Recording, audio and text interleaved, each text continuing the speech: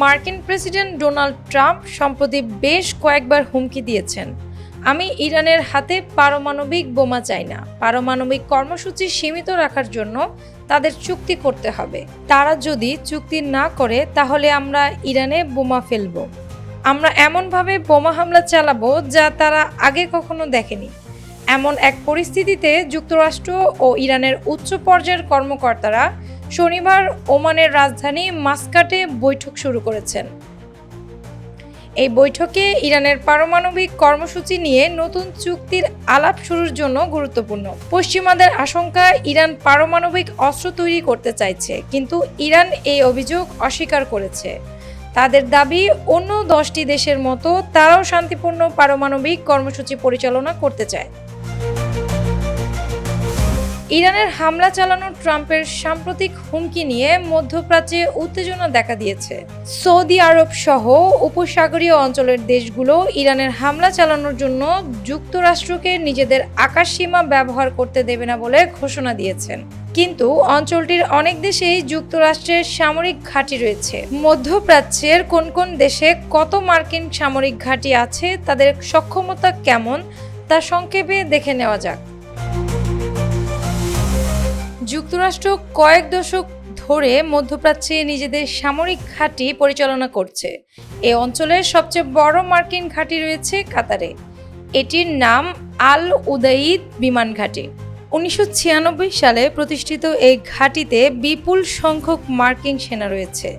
অঞ্চলটির আরও যেসব দেশে মার্কিন সামরিক ঘাঁটি রয়েছে সেগুলো হলো বাহরাইন, কুয়েত, সৌদি আরব ও সংযুক্ত আরব আমিরাত বা UAE। এসব ঘাঁটিতে সাধারণ সময়ে প্রায় 30,000 মার্কিন সেনা থাকে, কিন্তু বড় কোনো অভিযানের সময়ে তা কয়েক গুণ বাড়ানো হয়। 2001 সালে আফগানিস্তানে হামলা শুরুর পর 2011 সাল নাগাদ মধ্যপ্রাচ্যের বিভিন্ন ঘাঁটিতে মার্কিন সেনা সংখ্যা বেড়ে দাঁড়িয়েছিল 1 লাখের বেশি। আর 2003 সালের ইরাক হামলার পর 2007 সালের মধ্যে এসব ঘাঁটিতে মার্কিন সেনা সদস্য দাঁড়িয়েছে 1,60,000-এর বেশি।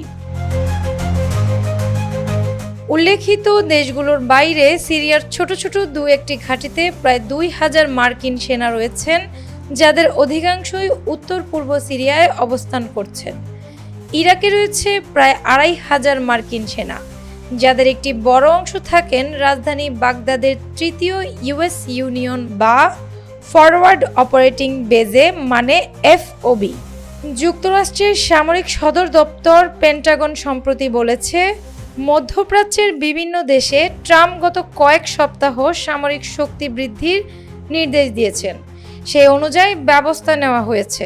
গত মার্চে ভারত মহাসাগরের দ্বীপ ডিয়াগো গার্সিয়ায় যুক্তরাষ্ট্র ব্রিটিশ সামরিক ঘাঁটিতে অতিরিক্ত 6টি B-2 বোমারু বিমান মোতায়েন করেছেন পেন্টাগন। মধ্যপ্রাচ্যের দেশগুলো নিজেদের আকাশসীমা ব্যবহার করতে না দিলে এখান থেকে ইরানে দ্রুত হামলা চালাতে পারবে যুক্তরাষ্ট্র।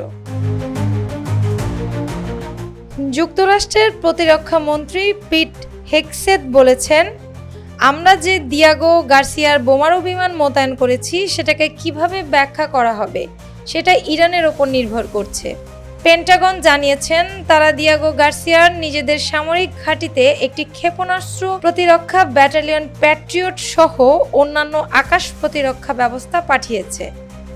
প্রয়োজনীয় অন্যান্য উড়োজাহাজও সেখানে পাঠানো হয়েছে। মধ্যপ্রাচ্যে যুক্তরাষ্ট্রের সামরিক ঘাঁটির পাশাপাশি বিপুল ক্ষমতা সম্পন্ন 2টি উড়োজাহাজবাহী যুদ্ধবিমান রয়েছে।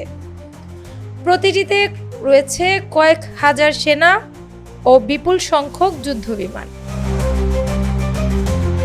সুনির্দিষ্ট কোনো কারণে নয়, বরং ভিন্ন একাধিক কারণে মধ্যপ্রাচ্যের বিভিন্ন দেশে সেনা মোতায়েন রেখেছে যুক্তরাষ্ট্র। ইরাকের মতো কিছু দেশে ইসলামিক স্টেট বা IS ও স্থানীয় সশস্ত্র গোষ্ঠীগুলোর বিরুদ্ধে লড়াই করেছেন যুক্তরাষ্ট্রের সেনারা, কিন্তু গত কয়েক বছরে সেখানে অবস্থানকারী মার্কিন সেনাদের লক্ষ্য করে ইরানের সমর্থন পুষ্ট সেনারা হামলা চালিয়েছেন। ফলে তাদের উপরও পাল্টা হামলা চালিয়েছেন মার্কিন সেনারা। অঞ্চলটিতে যুক্তরাষ্ট্রের গুরুত্বপূর্ণ মিত্র জর্ডানকে কয়েকশো মার্কিন প্রশিক্ষক অবস্থান করেছে। তারা বছর জুড়ে ব্যাপক মহড়ার আয়োজন করে থাকেন। কাতার ও ইউএইতে মূলত দেশ দুটির নিরাপত্তা নিশ্চিত করার জন্য মার্কিন সেনা রাখা হয়েছে। তারা দেশ দুটির সেনাদের প্রশিক্ষণ দেন। দেশ দুটি মার্কিন সেনা রাখার আরেকটি উদ্দেশ্য হলো অঞ্চলটির সামরিক কোনো অভিযানে প্রয়োজন হলে তাদের সহায়তা নেওয়া। ট্রাম্প গত মাসে ইয়েমেনের হুতিদের ওপর বড় ধরনের বিমান হামলা চালিয়েছে। এসব বোমা হামলায় ব্যবহৃত যুদ্ধ বিমানগুলো মধ্যপ্রাচ্যের বিভিন্ন ঘাঁটি থেকে উড্ডয়ন করেছে। তবে কোন কোন দেশ থেকে এসব উড়োজাহাজ উড্ডয়ন করেছে তা এখনো প্রকাশ হয়নি। যুক্তরাষ্ট্রের সামরিক ঘাঁটিগুলোর নিরাপত্তা ব্যবস্থা বেশ উন্নত। ক্ষেপণাস্ত্র ও ড্রোন হামলা ঠেকানোর জন্য ঘাঁটিগুলোর আকাশ প্রতিরক্ষা ব্যবস্থা রয়েছে। কাতার, বাহরাইন, সৌদি আরব ও কুয়েতের মতো দেশের মার্কিন ঘাঁটিগুলো সাধারণত আক্রান্ত হয় না। ইরাক ও সিরিয়ায় মার্কিন ঘাঁটিগুলো কয়েক বছর ধরে প্রায় সময় হামলার শিকার হয়ে আসছে। 2023 সালের অক্টোবরে গাজায় ইসরায়েলের হামলা শুরুর পর থেকে লোহিত সাগরের ইয়েমেন উপকূল হুতিরা 100টির বেশি হামলা চালিয়েছে। যুক্তরাষ্ট্র ও অন্যান্য পশ্চিমা পণ্যবাহী ও সামরিক জাহাজে এসব হামলা চালানো হয়েছে।